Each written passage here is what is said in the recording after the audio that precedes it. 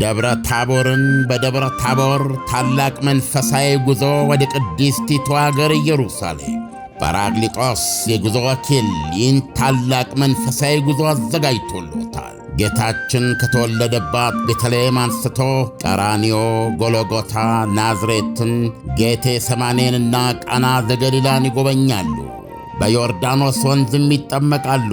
በተጨማሪም ገዳመ ቆሮንጦስን ጌታ የተንገላታበትና 14ቱን ምዕራፎች ሞት ባሕርና ሌሎች በርካታ ቅዱሳን ስፍራዎችን ሊያስጎበኞትና በመልካም አቀባበል ተቀብሎ ረጅም ዓመታት ባካበተው የማስጎብኘት አገልግሎት ልምዱ ምቹ በሆኑ ማረፊያ አሳርፎ በታወቁ ሼፎች በተዘጋጁ ምግቦችና ምቾት ባላቸው የጉዞ መኪናዎች መንፈሳዊና ታሪካዊ ቦታዎችን ሊያስጎበኙ ከወዲሁ ዝግጅቱን ጨርሶ የእርሶን መምጣት ብቻ ይጠብቃል። አድራሻችን መገናኛ ለም ሆቴል ፊት ለፊት ወላንሳና ዘለቀ ሕንፃ አንደኛ ፎቅ ቢሮ ቁጥር 45 ያገኙናል። ለበለጠ መረጃ በ0907 84 83 33 ወይም በ0930 71 71 71 ላይ ይደውሉ። ጰራቅሊጦስ የጉዞ ወኪል። ከ16 ኤምባሲዎች በላይ መገኛ የሆነችው የዲፕሎማቶች መንደር በውቢቷ ሳር ቤት በ5 ዓመታት ውስጥ 5 ሳይቶችን ያስረከብናችሁ እኛ ጀምቦሮች አሁንም 6ኛ ሳይታችንን በሳር ቤት ይዘንላችሁ መጥተናል። 5200 ካሬ ላይ ያረፈው አፓርትመንታችን 4 ቤዝመንት ግራውንድ ፕላስ 30 ግራንድ ሞል አፓርትመንት ሲሆን ጥራታቸውን በጠበቁ ማቴሪያል የተሰሩ የከርሰ ምድር ውሃና ስታንድ ባይ ጀነሬተር ያላቸው እንዲሁም በውስጡ 10 ሊፍቶችን፣ የቆሻሻ ማስወገጃ፣ የጋራ አዳራሽና የፕሮግራም ማዘጋጃ ሰገነት፣ V8 ስታንዳርድ የመኪና ማቆሚያ ከኤሌክትሪክ ቻርጀር ጋር፣ የህፃናት መጫወቻ፣ ፉድ ኮርት፣ ዘመናዊ ጂምና ስፓ እንዲሁም 500 ካሬ ላይ ያረፈ ግሪን ኤሪያ ያለው ካለምንም የዋጋ ጨማሪ ማለት በፊክስድ ፕራይስ የሰራተኛ ክፍልና ስቶርን ጨምሮ ከባለ 1 መኝታ ቤት እስከ ባለ 3 መኝታ ቤት ድረስ በ10% ቅድመ ክፍያ የቤት ባለቤት ይሁን ይሉታል። ለበለጠ መረጃ ከስር ባለው ስልክ ይደውሉልን። ጀምቦሮ ሪል ስቴት በጊዜ ግቡ። ጦርነቱን ማን እንዴት በምን ሁኔታ ሊጀምረው እንደሚችል እግዚአብሔር ብቻ ነው የሚያውቀው። ስለዚህ ለኔ ዓለም ሪል የሆነ ስጋት ውስጥ ነች ያለችው። በጣም ተጨባጭ የሆነ ስጋት ውስጥ ነው ያለችው ብዬ ማሰብ ይችላል።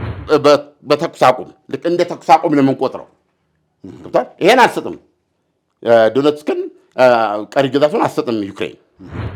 አሜሪካ የምታካሄደው እስካሁን የሚካሄደው የሰላም ጥረት ምንም ፋይዳ ሊያመጣ አይችልም። አውሮፓያኖች they will make sure that it fails።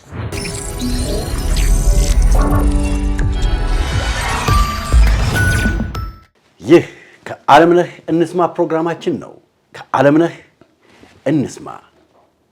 ፑቲን ከአውሮፓ ጋር ለመዋጋት ዝግጁ ነኝ አሉ። ፖክሮቭስክ በሩሲያ እጅ ገባች።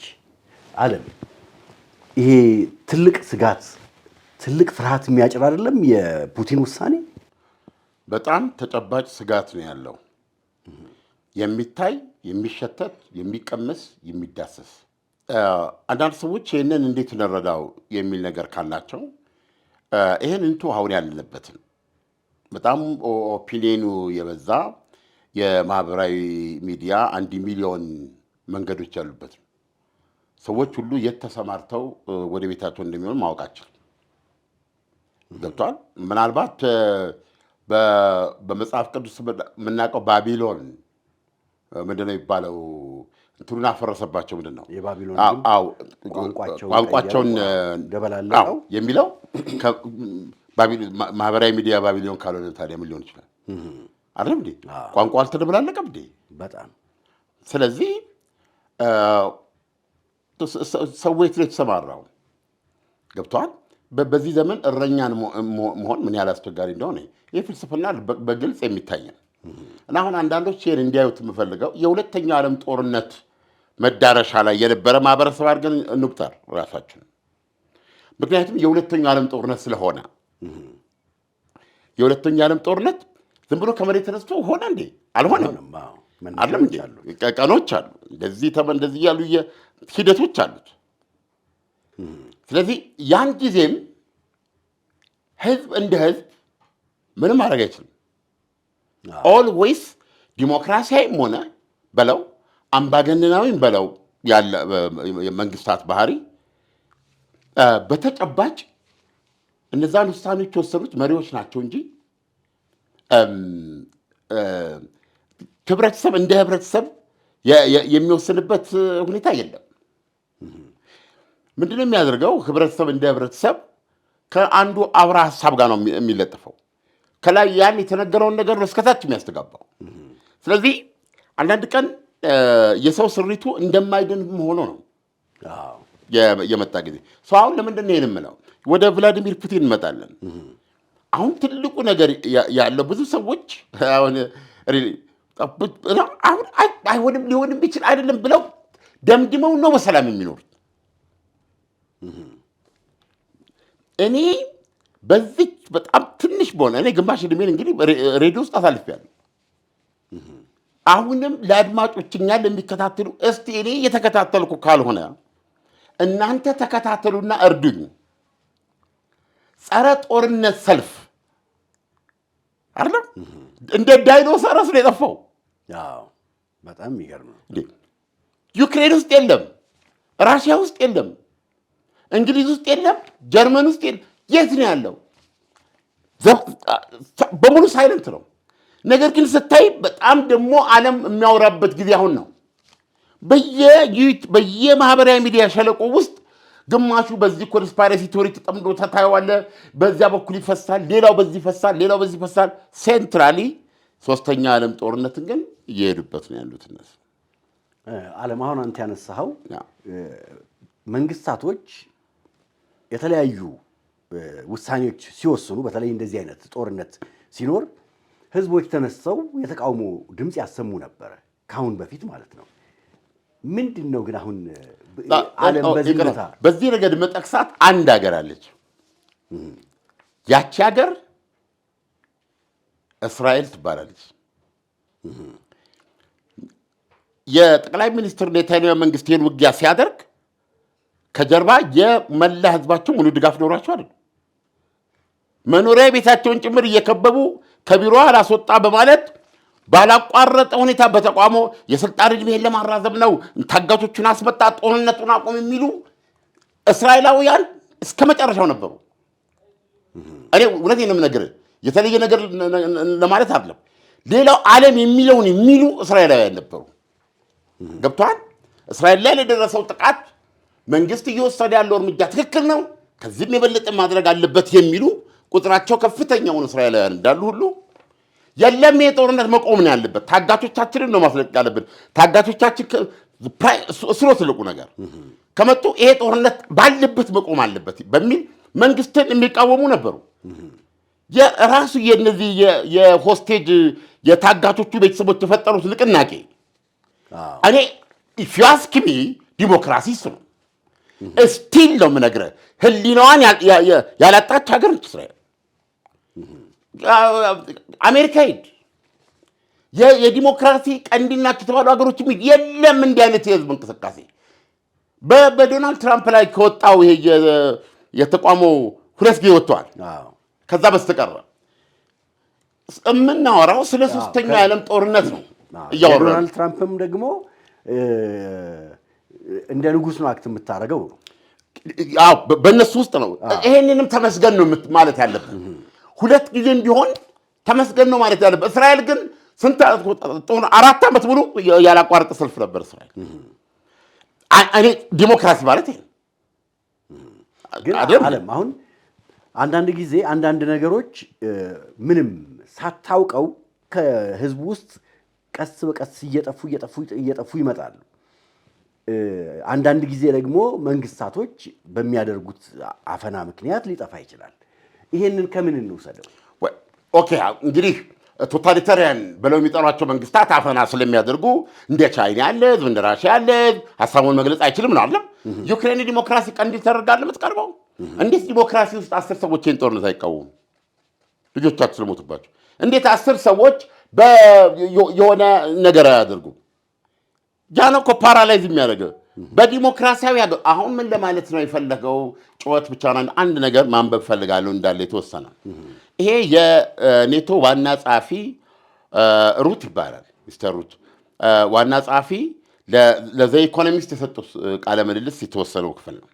if you were Putin today, you would not be happy. You have lost 1 million people dead or seriously wounded in a war. You have tried to divide NATO, US, and European part of NATO. Not successful. You tried to divide NATO and the EU. Not successful. You tried to capture Ukraine with 1 million people dead or wounded. What get back for that? It is 0.5% or 0.75% of Ukrainian territory gained this year by the Russians. So very little to show for it. The problem is twofold.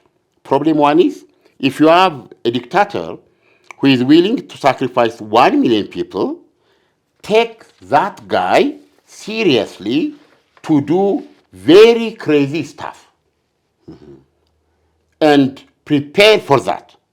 Even if you are as strong as NATO, you still have to make sure that you have everything in the best possible shape to make sure you can defend yourself against somebody like that. Because the guy, Vladimir Putin, is really up to very silly and crazy stuff. And secondly, Russia is investing 40% of its state budget in defense. And even a lot of money. And secondly, Russia is investing 40% of its state budget in defense. And even for a small economy, that is a lot of money. And purchasing power of that money, of course, is higher than an average European country. You can pay more of rubles than we can pay for euros and dollars because of the typical make of the Russian economy. አንዳንዱን ኖቲስ አታርጉት እና እዚህ ላይ ጋዜጠኛ ይገባና የሚጠይቃቸው ጥያቄ ዞሮ ዞሮ ኔቶ አጥፌታ ነው የሚሰጠው። ራሽያ ሰው አልቦችን ታሰማራለች፣ ይሄ ምንድነው ደግሞ የኢንተርኔት ጥቃት ታካሄዳለች። እንደዚህ እናንተ አጥፌታ ነው የምትሰጡት እና ሪሊ ዝግጁ ናችሁ ወይ ለመጠበቅ የኔቶ እንትኖችን ብሎ በሚያቀርብበት ጊዜ ምን አሉ? NATO is infinitely more stronger than Russia will ever be. I mean, Russia is bigger than the economy of Texas, of course, with a nuclear deterrent. In that sense, it is more than Texas, but it is not bigger than a combined economies of the Dutch and the Belgians. አሁን ምንድነው እዚህ ላይ የሰማነው? ማነው ቭላዲሚር ፑቲን ሊሆን የማይችል መሆን የሌለበት ሲሊ ሊፈጽም የሚችል ሰው ነው። እንደ ኔቶ ኮንቪንሰር ናቸው። ምን እያወሩ ነው ያሉት? ቭላዲሚር ፑቲን ትናንት ተናገሩት ምንድን ነው? ለመግጠም ዝግጁ ነኝ። ከራሽያ ጋር መዋጋት እናንተ ፍላጎት ከሆነና ከጀመራችሁት ዛሬ ለመዋጋት እኛ ዝግጁ ነን አሉ። ነገር ግን አሉ አሁን ከዩክሬን ጋር የምናደርገው ጦርነት በዘመናዊ ትርጉሙ ስትኖት ጦርነት። ምክንያቱም ዩክሬን ላይ የምናደርገው ኢላማ መርጠን አነጣጥረን ኢላማ መርጠንና ነጥለን አነጣጥረን ነው የምንመታው እና ያ ጦርነት አሱ ጦርነት አለ። እዛ ጦርነት ስንገባ የምንደራደረው በቃ ይሄን ጦርነት ሊያቆም የሚችል ሌላ መፍትሄም የለም፣ የሚደራደረን አካል የለም ማለት ነው። እና እዛ ጦርነት ስንገባ አሁን የዩክሬን የምናደርገው ጦርነት አይደለም በሚል አስቀምጠዋል። ሰው ጦርነቱ ምን መልክ አለ? ምን መልክ ይኖረዋል? እንዳለ ማውደም ነው። እና ይሄ ነው ያለው። ስለዚህ በዚህ ደረጃ ዝግጁ ናቸው። ኦኬ፣ ስለ ኔቶ የሰጡት መግለጫ ማብራሪያ ምንድን ነው? አሁን እዚህ ጋር ተመልከት። ከ4 ዓመት በኋላም የት እንዳለን ተመልከት። እዚህ ጋር የኔቶ ዋና ጸሐፊ እያለን ያለው ራሽያ የቴክሳስ ኢኮኖሚ ነው ያላት፣ ኒውክሌር ቦምብ ኒውክሌር መሳሪያ ስላላት ብቻ ነው ልዩነቱ። እና እሱ መከላከል ኒውክሌር ዲተረንት ነው ያለው፣ ያውም በኒውክሌር እንዳትጠቃ መበገር እንጂ በዚህ መንገድ ነው ያቀረቡ። ስለዚህ በዚህ ደረጃ ካየን ራሽያ ከቴክሳስ ትሻላለች። ለምን? ኒውክሌር ዲተረንት አላት፣ ኒውክሌር አላት። ነገር ግን የሆላንድና የቤልጂግን ኢኮኖሚ እንኳ አትበልጥም፣ ከነሱ በታች ናት። ሶ ኔቶ ምን አይነት ፓወር ነው ያለ? ኢንፋይናይትሊ ሱፒሪየር ነው ያለው ከራሽያ። ራሽያ አሁን በሆነችበት አይደለም እንደው ከቶ ምን ብሎም ብትል ራሽያ ከራሽያ አንጻር ኔቶ ኢንፋይናይት የሆነ ከዚህ እስከዚህ የማይባል የበላይነት ነው ያለው ፓወር ነው ያለው። ስለዚህ ሰውየውን ደግሞ ምን አለ ዘለንስኪ? ሰውየው ኦልሬዲ አንዳንድ ያጣሙ የሚያቀርቡት አለ ፕሮፓጋንዳ ነው። ኦኬ ራሽያ አሁን ምሳሌ ጥቅምት ወርን መስከረምን ይዘህ ጥቅምትን ይዘህ ህዳርን ይዘህ በየወሩ አገኘች እያሉ የሚያስቀምጡት የግዛት መጠን አለ። አሁን ግማሽ ምድር 0.575 ምናምን የሚለው ማለት ነው። እና 1 ሚሊዮን የራሽያ ጦር አለቀ ብለው የሚያቀርቡት እንግዲህ ይሄም ስታቲስቲክስ ነው ገብቶሃል። ምክንያቱም ይህን ስታቲስቲክስ ለመቀበል ይቸገራለሁ። ለመቀበል የሚቸገረው ኔቶ እንደ ኔቶ ራሽያ 1 ሚሊዮን ጦር አልቆባታል የተባለው ከፌብሩዋሪ 24 2022 በኢትዮጵያ የካቲት 17 2014 ጀምሮ በ4 ዓመት ውስጥ ነው። ኢቭን በእነሱ ቁጥር በዚህ መስዋዕትነት ከ20 በመቶ በላይ የዩክሬን ግዛት ይዛለች። ይህንን ያሉት እና 1 ሚሊዮን ወታደር ወይ ሞቷል ወይ ቆስሏል ወይ ሁለቱንም። በዚህ መንገድ 300,000 ሞቶ ከሆነ 700,000 ቁስለኛ አላት እንደማለት ነው። ጉድ አሁን ይህንን እኛ እንደ መረጃ እንድንወስድ ምንድነው ፕሮብሌሙ? በዚህ መጠን የዩክሬን ይሄን ያህል ሞቶባታል፣ ይሄን ያህል ወታደር ቆስሎባታል ብሎ ለመናገር ሎጂካሊ ስትመለከተው ዩክሬን እነሱ እንደሚያቀርቡት የራሷን ወይም ዩክሬን እንደምታየው የራሷን ሉዓላዊነትና የግዛት አንድነት ለመከላከል የምታደርገው ጦርነት ነው። በዚህ የከፈለችው መስዋዕትነት ብትከፍል የሚያኮራ እንጂ የሚያሳፍር አይደለም። ዜን ለምንድን ነው ያም አይነገረን? ያው እንደ ፕሮፓጋንዳ ነው የሚጠቀመው። ያኛው አይነገረንም። አሁን ምንድን ነው ግን ያለው ይህ ሰውዬ እችን ለምታክል መሬት አለ። አሁን የኢኮኖሚስት ታወቀ መጽሔት ነው። ጋዜጠኛውም እዛው ቆሟል። ለ0.75% ወይም እንደዚህ ለሆነች መሬት ይሄን ያህል ከፍሏል ብሎ ሲል እንዴት አድርጎ ነው ያ ጋዜጠኛ ቻሌንጅ የሚያደርገው? 1 ሚሊዮን ሰው የሞተው ከፌብሩዋሪ 24 ጀምሮ ባለው ነው። ኢትስ ኖት ባለፈው ወር አይደል እንዴ? እናውራ ከተባለ 20 በመቶ የጠቅላላ የዩክሬን የመሬት ቆዳ ስፋት 20 በመቶ ነው። 1/4ኛውን የዩክሬን ግዛት ለመውሰድ 1 ሚሊዮን ነው። ያውም በእነሱ አዎ ጉዳዩ ስታቲስቲክስ እናድርገው ከተባለ ራሽያ ጠቅላላ መላ ዩክሬንን ለመውሰድ ካሁን በኋላ 3 ሚሊዮን ሰው ነው መስዋዕት ማድረግ ያለባት ማለት ነው። ገብቶሃል? እንዲያውም ከዚህ በኋላ እየቀለለ ነው የሚመጣው። ዋቴቨር በእነሱ የቁጥር ስሌት ነው። ሁሉም ነገር በስሌት ነው የሚያስቀምጡት። አሁን በእንግሊዝ ምንድን ነው በተቀማጭነቱ ዋሽንግተን የሆነ የጦር ጥናቶች ተቋም ይባላል እና በጣም በዚህ ኢንቮልቨር ነው በዚህ የጦር ትንተና በመስጠት ማለት ነው። እና እሷ ምን ተንትኗል? ራሽያ በምስራቅ እዚህ ግንባር ላይ ያገኘቻቸውን ድሎች ለምሳሌ ካድቪካ ተነስታ አሁን ፖክሮቭስክን እስከመያዝ ድረስ ያሉት እንደዚህ በማየት አስልቶ ምን ብሎ ያቀረበ አሁን ራሽያ ያለ ጦርነት እንዲለቀቅላት የጠየቀችውን በዩክሬን እጅ የሚገኘውን የዶኔትስክን ግዛት አሁን 30 በመቶ ነበረ የተባለው አሁን ወደ 20 በመቶ ወርዷል። እንደውም አንዱ 14.5 በመቶ ነው ያለው። ሚዲያዎቹ በተለያየ ነገር ነው የሚገልጹት። ይሄንን አሁን ባላት ፔስ ፍጥነት ራሽያ ቀሪውን የዶኔትስክ ግዛት ከነ ክራማቶርስክን እና ስሎቪያንስክን አጠቃላ ዶኔትስክን 100% መቆጣጠር ቢኖርባት ከ2 ዓመት በላይ ይፈጅባታል። አውሮፓውያኖቹ የሚሉት ማለት ነው። ይሄ የጦር ጥናት ተቋም ኢንስቲትዩት ማለት ነው። ሰው ምን ማለት ነው እንግዲህ የራሽያ ፕሮባብሊ በዚህ በቁጥር ስሌት ውስጥ ነው 2 ዓመት ይሆናል። በ4 ዓመት ውስጥ 1 ቢሊዮን ጦር ሞቶባት የቆስሎባት ከሆነ አይደል? በ4 ዓመት ውስጥ ስለዚህ በየዓመቱ ስንት ማለት ነው? 250 ሺህ ማለት ነው። ስለዚህ ከ2 ዓመትም በኋላ በ500 ሺህ ጦር መስዋዕትነት የቀሪውን የዩክሬን ግዛት ትወስዳለች ማለት ነው። ዚስ ትክክለኛና ልስሞን ያለበት እና ሰውየው ግን ምን ብሎ ነው ያቀረበው? እችን ለምታክል መሬት ኢትስ ላይክ የጥቅምት እስከ እንትን ያለውን አስመስሎ 1 ሚሊዮን እንዳለቀባት ነው።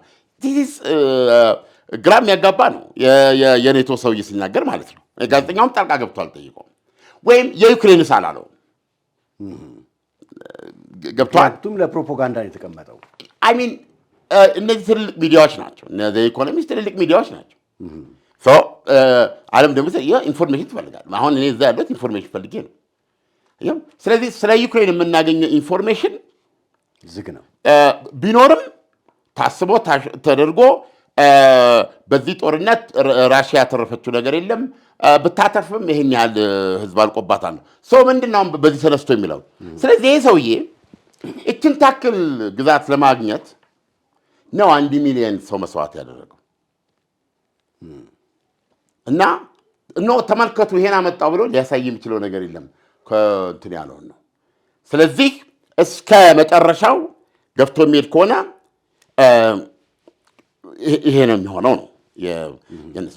አሁን ግን እዚህ ላይ መረዳት ያለብን ዋናው በዚህ በኔቶ ዋና ጸሐፊ መግለጫ ውስጥ እንግሊዞች በቀጥታ የእንግሊዙ ጠቅላይ ሚኒስትር የሚለውን ወንድ ከሆነ እንካን ብሏል። የእንግሊዙ ጠቅላይ ሚኒስትር ከመር ያኔ እኛ ምንድነው የሰላም ዋስትና ለመስጠት ዩክሬን ስንገባኛ ያኔ ወንድ ከሆነ ያኔ እንካን ብሏል። ይሄ በትክክል ያየሁት ቃል በቃል ያየሁት ነገር ነው። የፈረንሳዩ ፕሬዚደንት ወታደር መላክ አለብን ብሎ ነው የተናገረው አይደለም። ወታደር ማስገባት አለብን ብሎ ይሆናል ብሎ ብዙዎቹ ኧረ እኛ ከዚህ ነገር የለንም ብለው ራሳቸውን የጀርመኑ አሁን ሜርዝ የሚባሉ አሁን ስልጣን ላይ ሲወጡ ታቀቡ እንጂ በተቃዋሚ መሪነታቸው በነበሩበት ጊዜ ለምንድነው ለዩክሬን በአስቸኳይ እንትን የማይሰጠው ቶራስ የሚባለው 500 ኪሎ ሜትር የሚመታው የጀርመን ሚሳኤል ማለት ነው ሲሉ የነበሩ ናቸው። ምንድነው አሁን በዚህ በኔቶ ዋና ጸሐፊ ንግግር ውስጥ የምናየው ኮንቴምፕት፣ ከፍተኛ ንቀት ለራሽያ።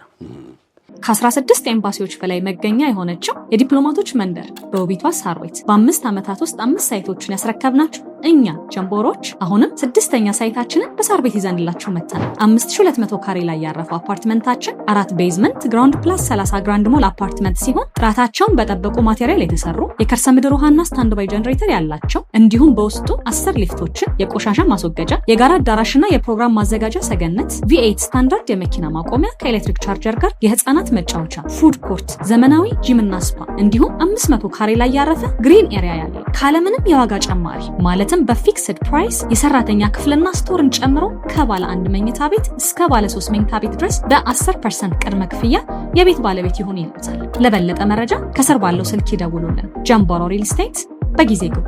ግን ያስኬዳል ወይ? ይሄ አሁን ዓለም ምን አለ መሰለ እንግዲህ የኒኩለር ፓወር መሆኗን እሱም አምኗል። በኢኮኖሚ ዝቅተኛ ደረጃ ላይ ነች ያለችው። ሩሲያም የምትክደው አይደለም። ዓለም የሚያስቀምጠው ፋክት ስላለ ማለት ነው። ግን የወታደር ኃይልህ ኒኩለር መታጠቅህ ለጥፋት ከሆነ ለጦርነት ከሆነ ይዞህ ሊጠፋ አይችልም ወይ? ይዞህ ሊጠፋ የሚችለውን ኃይል በዚህ መንገድ ትሪት ማድረግ ዓለምን አደጋ ውስጥ አይከታትም ወይ? በመጀመሪያ ደረጃ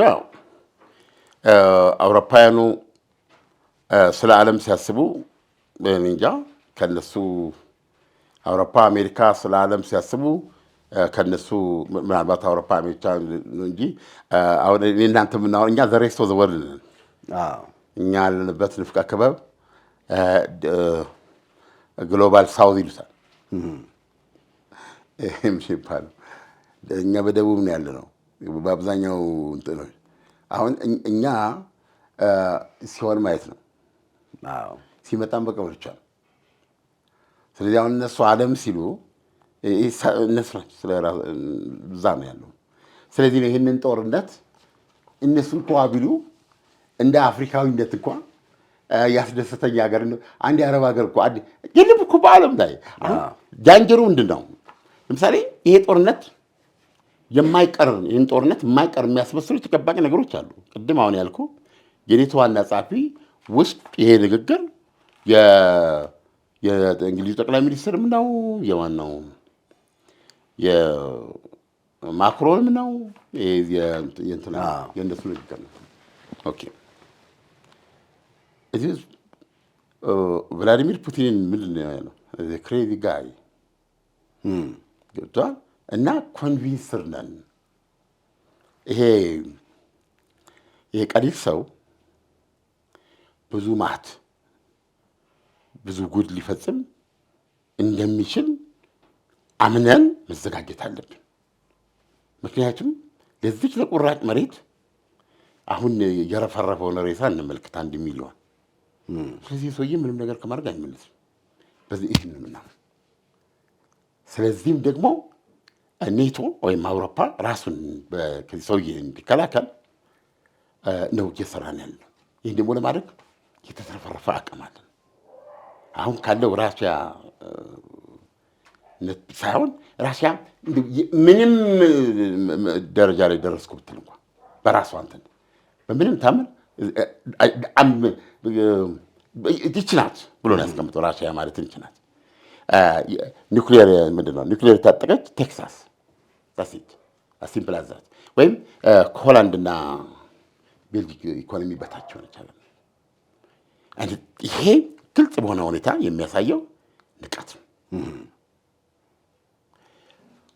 ንቀት ነው። ብዙ ሀገራቶችን ወደ ጦርነት ያስኬዳቸው። ግን አለ ለምሳሌ አውሮፓን እንውሰድ። መሳሪያ ከመስጠት ውጪ በተጨባጭ 4 ዓመት ሆኖታል። ከወሬ ያለፈ ወደ ተግባር የገቡበት ሂደት አለ ወይ? አሁን ለምሳሌ ፈረንሳይ ስንወስድ ጦራችን እናስገባለን ይላል።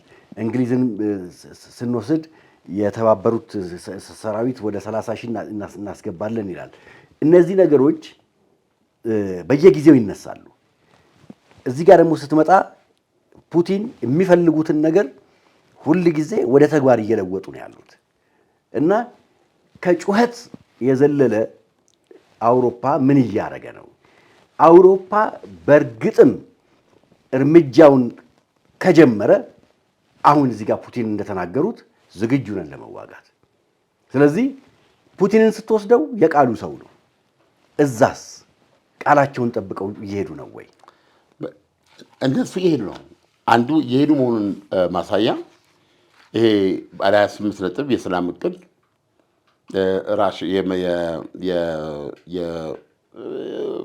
ፕሬዚደንት ቭላዲሚር ፑቲን ልዩ መልክተኛ ልትላቸው ትችላለህ፣ ዲሚትሪየቭ የሚባሉ ማለት ነው እና የዶናልድ ትራምፕ ልዩ መልክተኛ ዊትኮፍ በጋራ ያረቀቁት ያንን ባለ 28 ነጥብ የሰላም እቅድ አረቀቁ እና እቅዱ በይፋም አለ የሚወጣው ሾልኮ ነው የተባለው።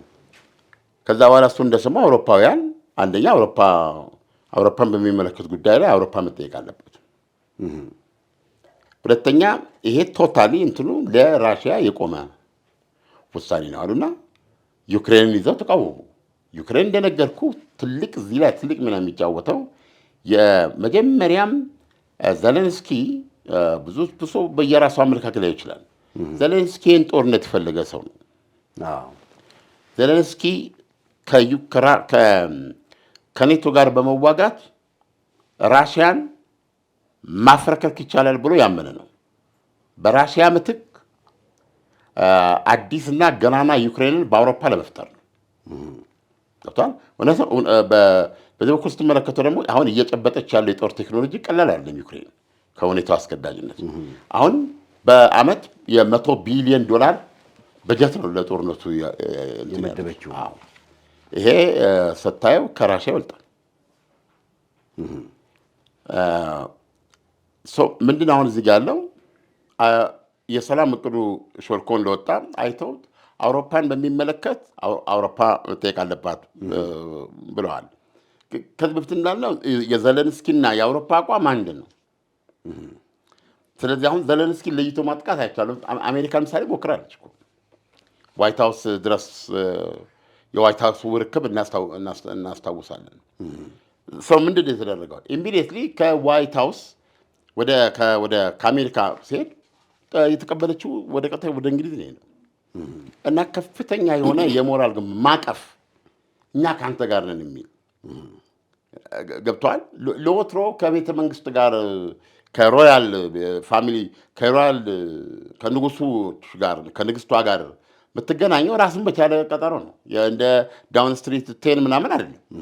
የዛን ጊዜ ግን ኢቭን በቀጥታ ከንጉሱ ጋር እንዲገናኙሉ በማድረግ እየተቀባበሉ ከፓሪስ ከምናምን እያሉ እያቀፉ ያንን ያሳዩ። እውነቱን ከጠየቀን አውሮፓና አሜሪካ ቤዚካሊ እየተፈራቀቁ ነው የምናየው። ይሄ ለምንድን ነው ያነሳሁት? ይህንን አቋም ስለያዙ አሜሪካ ከራሽያ ጋር የመከረችበትን ባለ 28 ነጥብ የሰላም እቅድ ለዩክሬን ሰጥታ ዩክሬንን ይሄን አንብበሽ አይተሽ ከምስጋና ቀን ሐሙስ በፊት ምላሽ ስጭኝ እና ምላሽሽ ደግሞ ይወስነዋል። ከዚህ በኋላ ለምንሰጠው የሰለላ መረጃም ሆነ የተለያየ ድጋፍ በምላሽሽ ላይ የተመረኮዘ ነው የሚል ነገር ሰጡ። ከዛ በኋላ እሱ ከመካሄዱ በፊት አውሮፓውያኖቹ ቶታሊ ይሄ ፑቲን ጽፎ በዶናልድ ትራምፕ ፊርማ የወጣ ነው የጻፈው ፑቲን ያረቀቀው በአሜሪካ ማህተም የወጣ ነው ሲሉ ሌላ ስብሰባ ታቀደ። ገብተዋል። ሁለቱ ከነገርከኝ የጨበራ ሰርግ ነው። እኔ ዶናልድ ትራምፕንም ስቲል ለዓለም ያሉት ተስፋ እሳቸው ናቸው። ነገር ግን ራስ ያዞራል የዶናልድ ትራምፕ አካሄድ። ይሄ የዶናልድ ትራምፕንስ ክብር አይነካም ወይ? አባባሉ ራሱ ዶናልድ ትራምፕ ጋር ክብር ነው ክብር አይደለም ምትለው እናትክና ምብረስ ይሰዳደባሉ። ዜን እንዲህ ብለህ ሰድባችሁ ነኝ የኒውዮርኩ ምን ፋሽስት አላቸው አይደል? ቤተ መንግስት ተቀበሉት። ፋሽስት ብላ ሐሳብን ቀይራ ብሎ ጋዜጠኛ ዛተረፍ ፋሽስት ዱለቻ ቢለኝስ ምን ችግር አለ? አንዳንዴ ሰዎች ብለው አስቸጋሪ ነው። ዶናልድ ትራምፕ ሲፈልጉ ሲሆነ ሲፈልጉ ቅፍ አድርገው እንደዚህ ያደርጋሉ። ይሄ ለሰው ሊጠቅም ይችላል። ነገር ግን እንደ ምንድን ነው አረቄ እንዴት ነው በጣም አስቸጋሪ ናቸው። ምንድን ነው ከዛ በኋላ ያደረጉት? አውሮፓውያኖቹን ሰሙና ጄኔቭ ላይ ሄደው ስብሰባ እንዲያደርጉ ሀሳቡ ላይ በዛ ሀሳብ ላይ ዩክሬን ለብቻዋ እንደ ዩክሬን አይታ የሰጠችው አስተያየት ይሄንን አይቶ ዘለንስኪ ምን አለ? በታሪካችን እንደ ህዝብ መዋረድ አለበለዚያ ደግሞ በጣም ጥብቅ ወዳጃችንን ጋር መቆራረጥ መወሰን ያለብኝ ሁኔታ ላይ ይሻላል። እኔ ደግሞ ስልጣን ሲይዝ ቃል የገባሁት የህዝቤንና የሀገሬን ክብር ለመጠበቅ ነው። ስለዚህ ሀገሬን አላዋርድም። ወርስት ከመጣ አሜሪካ ትቀራለች አይደለም? ይሄ አንድምታው። ኤኒዌይ በዚህ በጄኔቭ ስብሰባ ላይ ማነው እንትና ዘለንስኪ ይሄን ገለጸ። ከዛ ጄኔቭ አደረጉ። ጄኔቭ ሲሄዱ የጄኔቭ ስብሰባው ከዩክሬን ጋር አይደለም። አውሮፓን በመወከል የእንግሊዝ የብሔራዊ ደህንነት አማካሪ ፖላክ የሚባል ሰው እና የዩክሬን ደግሞ ያውን ስልጣን ለቃሉ ያሉት አንድሬ ሳምቲንግ የጽህፈት ቤት ኃላፊው እነሱ ሆነው እዛ ተቀመጡ ማለት ጄኔቭ። በአሜሪካ በኩል ዊትኮፍ እና ውጭ ጉዳይ ሚኒስትሩ ሩቢዮ አሉ። ምንድን ያደረጉት እነዛ ባለ 28 ነጥቡን እንደዚህ ያቀረቡ ደጋፊ ራሽያ ያሉትን ማለት ነው። ከዛ በኋላ ምን ያደረጉ ቃል በቃል መገልበጥ ጀመሩ ማለት ነው። አሁን ያኔ መከለስና እንትን ያደርጉት ለምሳሌ እዚህ ውስጥ የቀረቡት ውስጥ አሁን ለምሳሌ ደጋፊ ራሽያ የነበረውን የሰላም እቅድ ወደ ደጋፊ ዩክሬን ለወጡት። ደጋፊ ራሽያ የሆነውን አትቀበል። ዜን እንዴት አድርገህ ነው ደጋፊ ዩክሬን የምታደርገው? ደጋፊ ዩክሬን የምታደርገው? ይህም በተመለከተኛ ባለፈው ሰርተናል። በዚህ መንገድ ወደ 20 አሁን ደግሞ 20 ብሎታል። 19 ነበር ያን የተባለው ባለ 20 ነጥብ ሌላ የሰላም እቅድ አቀረቡ። እንግዲህ ዶናልድ ትራምፕ ያላቸውን የሰላም አካሄድ ነው ማለት ውጭ ጉዳይ ሚኒስትራቸውን ጨምሮ ያላቸውን የሰላም አካሄድ ነው የምናየው።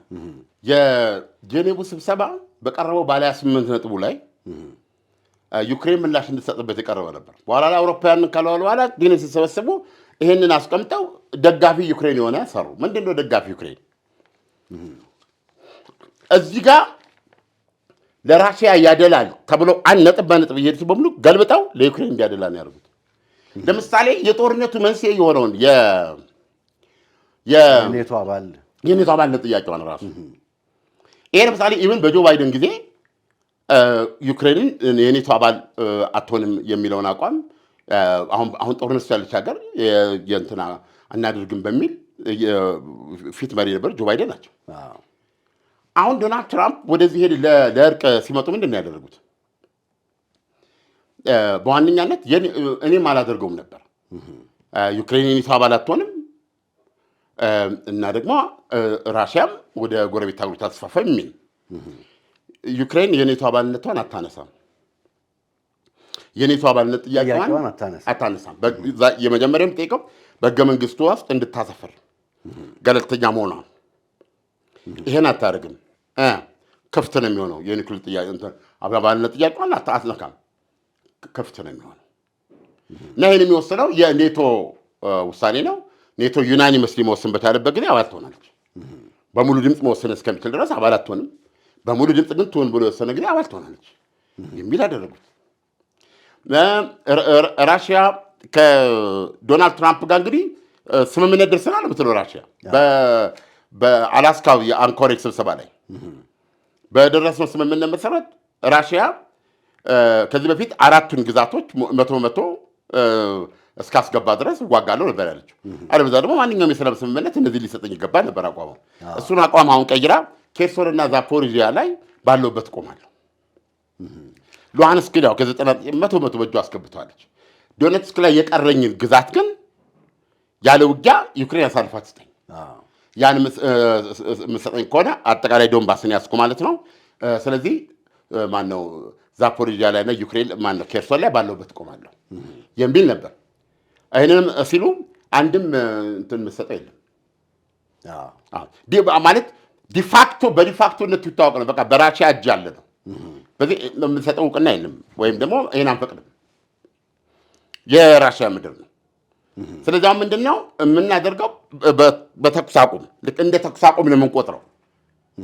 ይሄን አልሰጥም፣ ዶኔትስክን ቀሪ ግዛቱን አልሰጥም ዩክሬን ያው በጦርነት ያለው አሁን ባለው ቢቆም እንኳን ይሄንን ከጦር መሳሪያ ከውጊያ መለስ የድርድሩ ዋና ካለው ግዛቷን ማስለቀቅ የሚል ነው።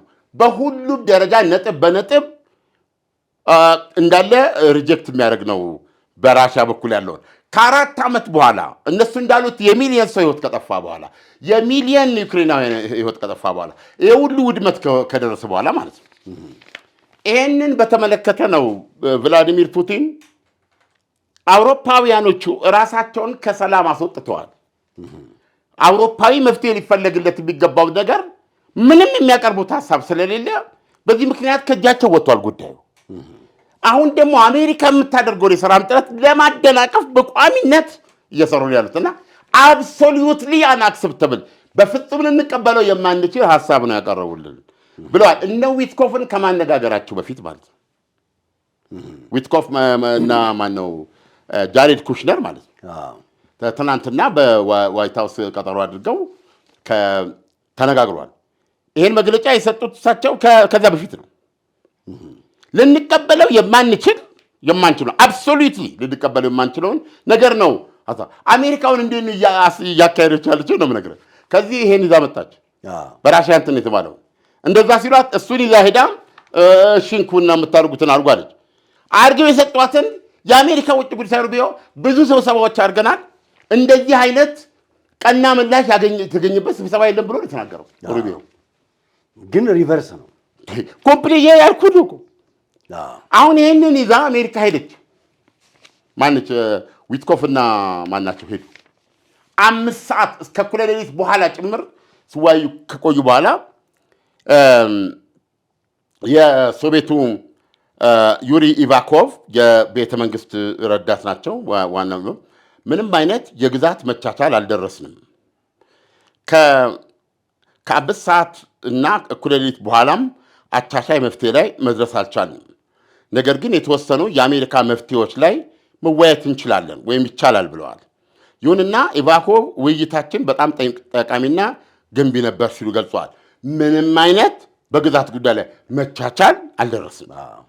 ከፊት ለፊታችን በዋሽንግተንና በሞስኮ ብዙ ስራ ይጠብቀናል ሲሉ አክለዋል። በቀጣይነት ነው ማስቀመጥ የፈለጉት። እስካሁን ከኮሽነርና ማነው ከዊትኮፍና ከኮሽነር የሰማነው ነገር የለም። የመጀመሪያው ባለ 28 ነጥብ ረቂቅ በዩክሬንና በአውሮፓ አጋሮቿ በጣሙን ለሩሲያ ያደላ ተብሎ የነበረው እና ራሽያን በወገኗ ዩክሬንና አውሮፓ በምትኩ አረቀን ብለው ያቀረቡት ሐሳብ ውድቅ ስታደርገው ፕሬዚደንት ፑቲን ቅድም እንዳልኩ በፍጹም ተቀባይነት የሌለው ነው ብለውታል።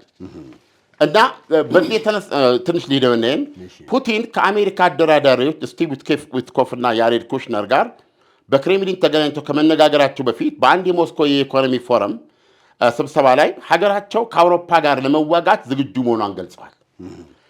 የዩክሬን የአውሮፓ አጋሮችን በተመለከተ ሲናገሩ ይሄንንም የተናገሩት ስብሰባውን እንዋጋለን የሚለውን ነገር ገልጸዋል። ሲወጡ ጋዜጠኞች ስለጠየቋቸው አውሮፓን በተመለከተ ከጦርነት ጎን ናቸው ብለዋል። አውሮፓውያኖቹ ሰላምና ጦርነት ነው ያለው። አውሮፓውያኖቹ ጦርነት ነው የሚፈልጉት ብለዋል።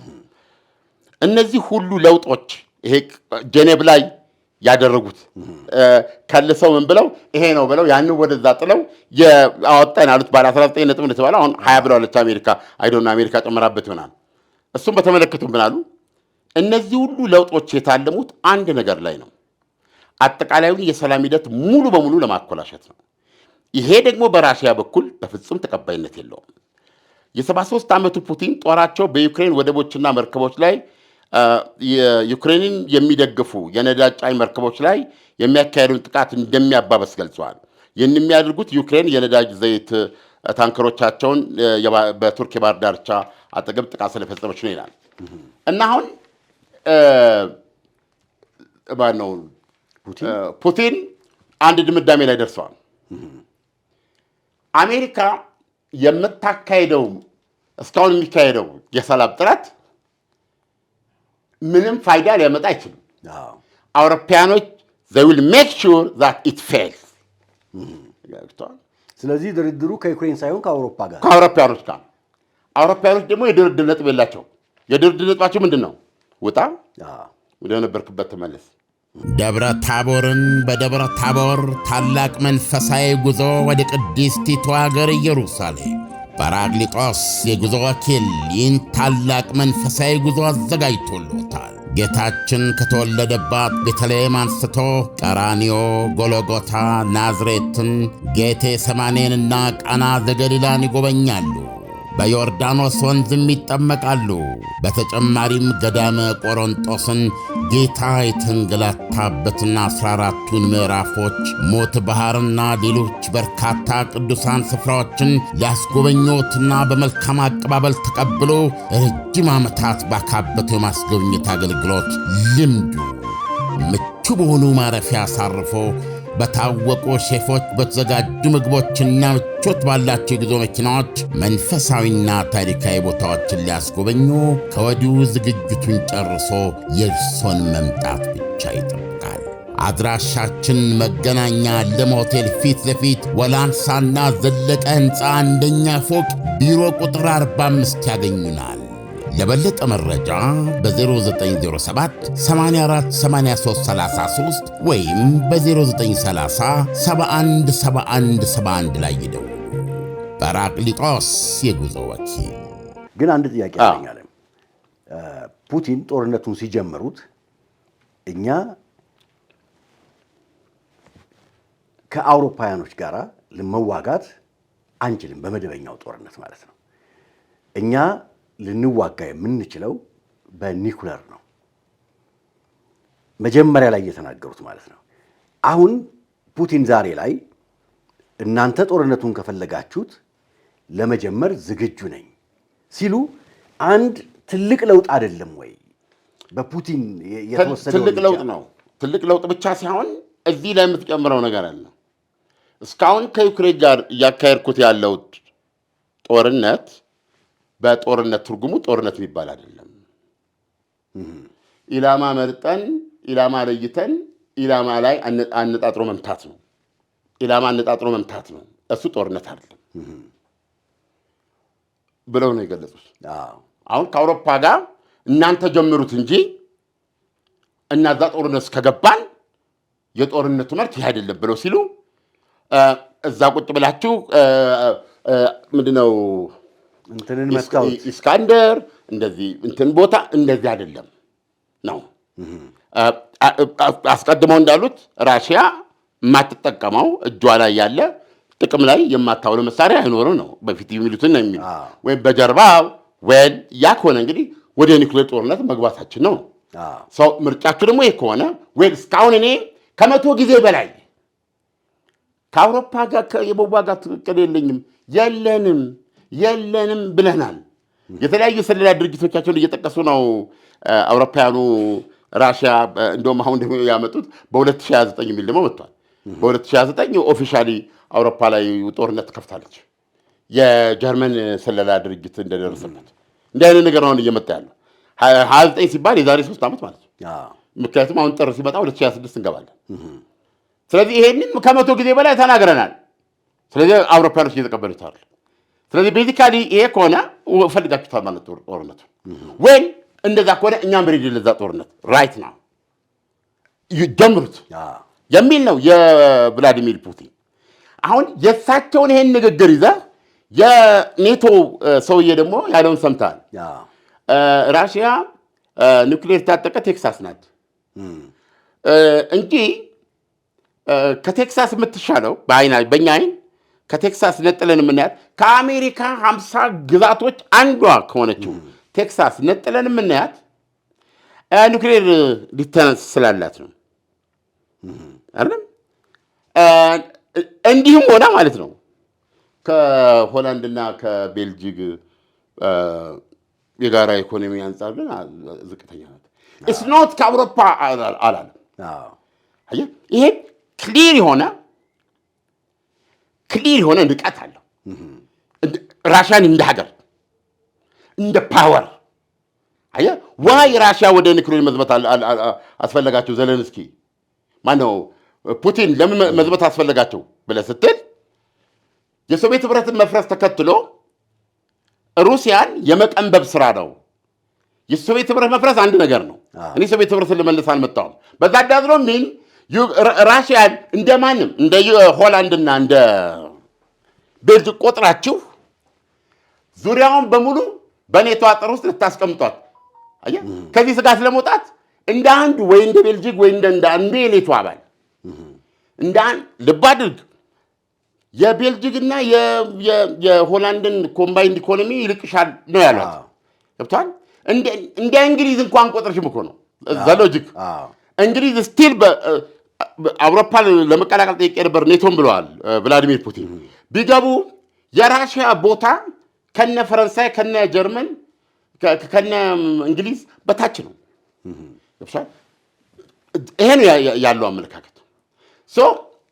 እኛኛው ደግሞ ራሽያን ሶቪየት ህብረትን ባላስመልስም ራሽያ ግን የራሷ የተጽዕኖ ክልል በዙሪያ በኔቶ ተጽዕኖ ስር መውደቅ የለበትም የሚል አቋም ይዘው ነው ሊዘምቱ የቻሉት ዩክሬን ላይ። አፍተርኦል ከዚህ ሁሉ በኋላ አውሮፓውያኖች አይተው ጦርነቱን በእቺ ምንድነው የምንላት ድሮ ቀንድ አውጣ በቀንድ አውጣ ፍጥነት የተካሄደ ውጊያ አድርገው ነው ያስቀመጡት። ኢቨን ቀንድ አውጣ በ2004 ከሞስኮ ብትነሳ ኖሮ ፌብሩዋሪ ምናምን ዛሬ የተሻለ ቦታ ትደርስ ነበር የራሽያ ጦር ከደረሰበት እያሉ ነው ያሉት ብላክ ኤንድ ዋይት።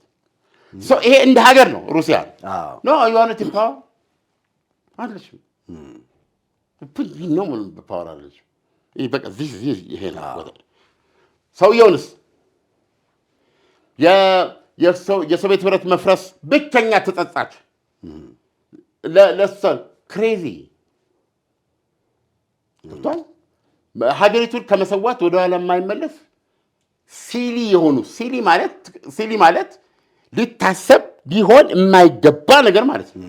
እንዲህ አይነት ነገር ከመፈጸም ወደኋላ አይልም ብለን በአደገኛነቱ አውቀን ተገንዝበን ልንጠነቀቀውና ተዘጋጅተን ልንጠብቀው የሚገባ ሰው በማለት ነው ያስቀምጧቸው። ስለዚህ ከፍተኛ የሆነ ኮንቴምፕት በአውሮፓውያኖች በኩል አለ። ስለዚህ ያለንበት ሁኔታ ይሄ ነው። የጀኔቫውን ሰላም እነሱ ያረቁትን 0% ራሽያ አልቀበሉም ብላለች። አሁን ይሄንን እንግዲህ እነ ዊትኮፍ የሚሰጡን መግለጫ አለ። ፕሬዚደንት ዶናልድ ትራምፕ ደግሞ ትናንት ፎክስ ኒውስ ላይ የተናገሩትን ሰምቻለሁ። የካቢኔ ስብሰባ ነበራቸው በዚህ በቬኔዙዌላ ጉዳይ። ብዙ ጦርነት አቁሜያለሁ እኔ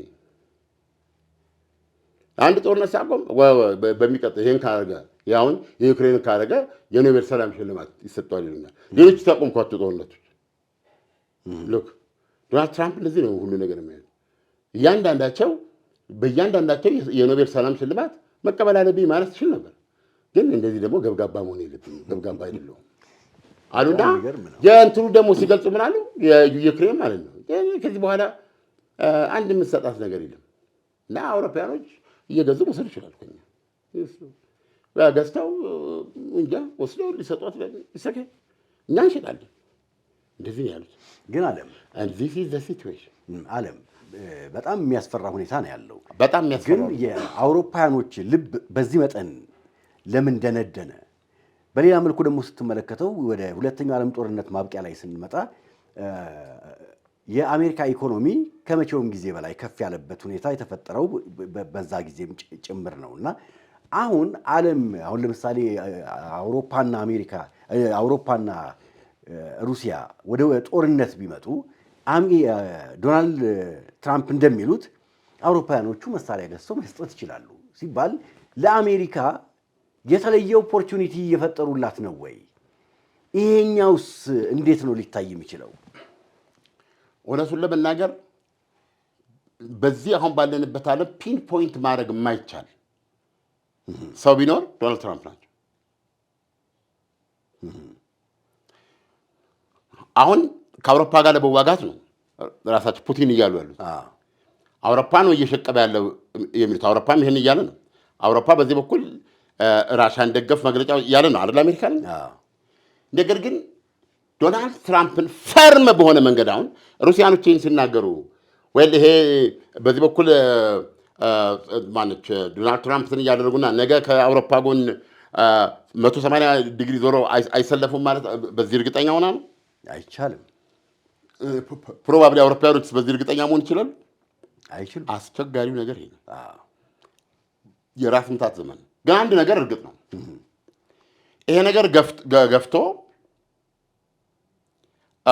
ሁለቱ ሀገሮች አሁን በፈለጉ መንገድ በጦርነት እንዲጋፈጡ ዝም ብሎ የሚመለከት ሀገር አይኖርም።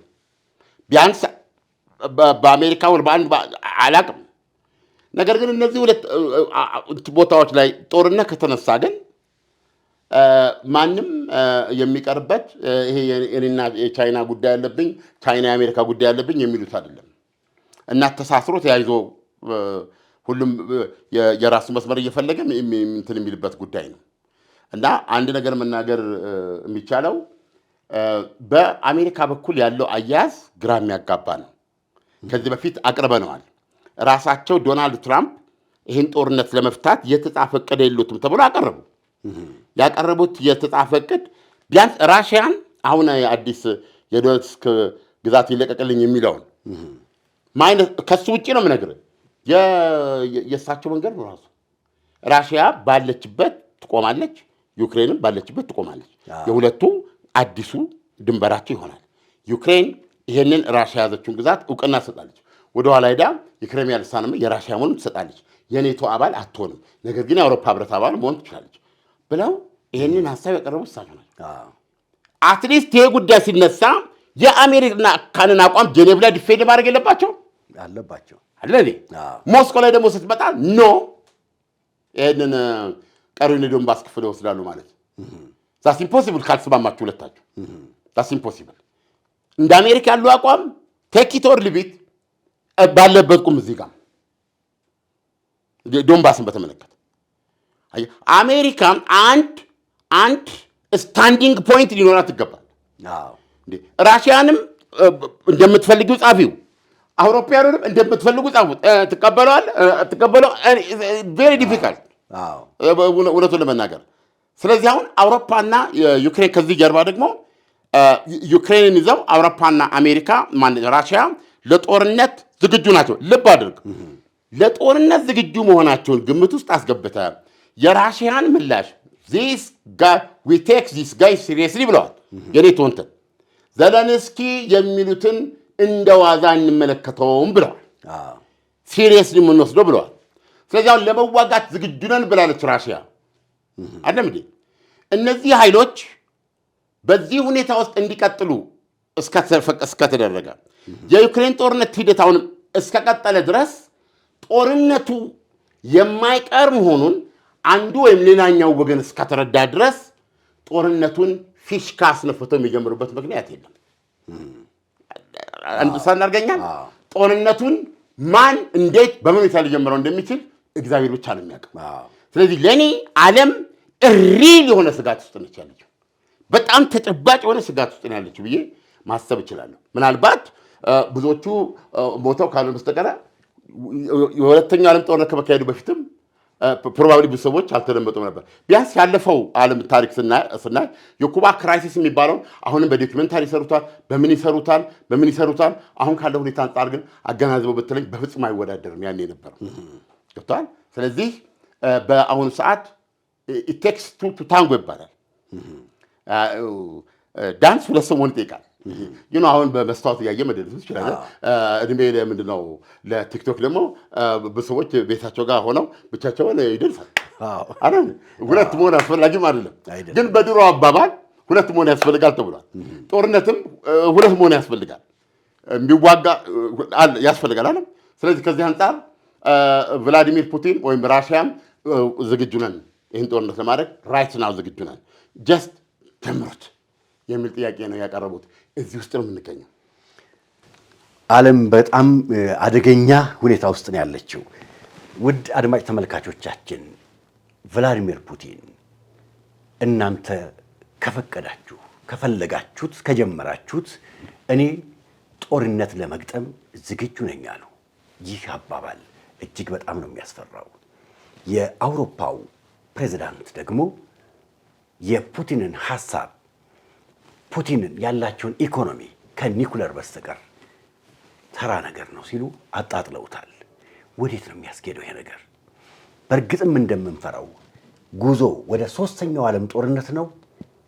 ውድ አድማጭ ተመልካቾቻችን እያንዳንዱን ክስተት ይዘን እንቀርባለን። ለዛሬ ይዘንላችሁ የቀረብነው ፕሮግራም ይሄው ነው። በሌላ ጊዜ በሌላ ፕሮግራም እስከምንገናኝ መልካም ጊዜ። ከ16 ኤምባሲዎች በላይ መገኛ የሆነችው የዲፕሎማቶች መንደር በውቢቷ ሳርቤት በ5 ዓመታት ውስጥ 5 ሳይቶችን ያስረከብናችሁ እኛ ጀምቦሮች አሁንም 6ኛ ሳይታችንን በሳር ቤት ይዘንላችሁ መጥተናል። 5200 ካሬ ላይ ያረፈው አፓርትመንታችን 4 ቤዝመንት ግራውንድ ፕላስ 30 ግራንድ ሞል አፓርትመንት ሲሆን ጥራታቸውን በጠበቁ ማቴሪያል የተሰሩ የከርሰ ምድር ውሃና ስታንድ ባይ ጀነሬተር ያላቸው እንዲሁም በውስጡ 10 ሊፍቶችን፣ የቆሻሻ ማስወገጃ፣ የጋራ አዳራሽና የፕሮግራም ማዘጋጃ ሰገነት፣ V8 ስታንዳርድ የመኪና ማቆሚያ ከኤሌክትሪክ ቻርጀር ጋር የህፃናት መጫወቻ፣ ፉድ ኮርት፣ ዘመናዊ ጂምና ስፓ እንዲሁም 500 ካሬ ላይ ያረፈ ግሪን ኤሪያ ያለው ካለምንም የዋጋ ጨማሪ ማለትም በፊክስድ ፕራይስ የሰራተኛ ክፍልና ስቶርን ጨምሮ ከባለ 1 መኝታ ቤት እስከ ባለ 3 መኝታ ቤት ድረስ በ10% ቅድመ ክፍያ የቤት ባለቤት ይሁን ይሉታል። ለበለጠ መረጃ ከስር ባለው ስልክ ይደውሉልን። ጀምቦሮ ሪል ስቴት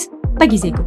ደብረ ታቦርን በደብረ ታቦር ታላቅ መንፈሳዊ ጉዞ ወደ ቅድስቲቱ ሀገር ኢየሩሳሌም ጰራቅሊጦስ የጉዞ ወኪል ይህን ታላቅ መንፈሳዊ ጉዞ አዘጋጅቶሎታል። ጌታችን ከተወለደባት ቤተልሔም አንስቶ ቀራንዮ፣ ጎልጎታ፣ ናዝሬትን፣ ጌቴ ሰማኔንና ቃና ዘገሊላን ይጎበኛሉ። በዮርዳኖስ ወንዝም ይጠመቃሉ።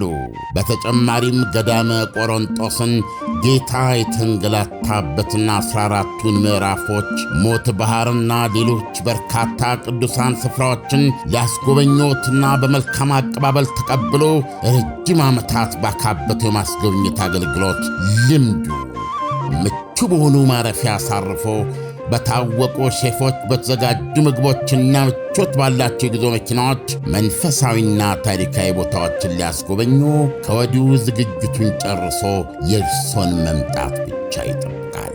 አድራሻችን መገናኛ ለም ሆቴል ፊት ለፊት ወላንሳና ዘለቀ ሕንፃ አንደኛ ፎቅ ቢሮ ቁጥር 45 ያገኙናል።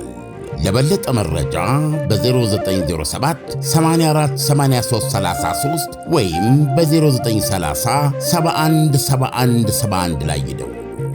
ጰራቅሊጦስ የጉዞ ወኪል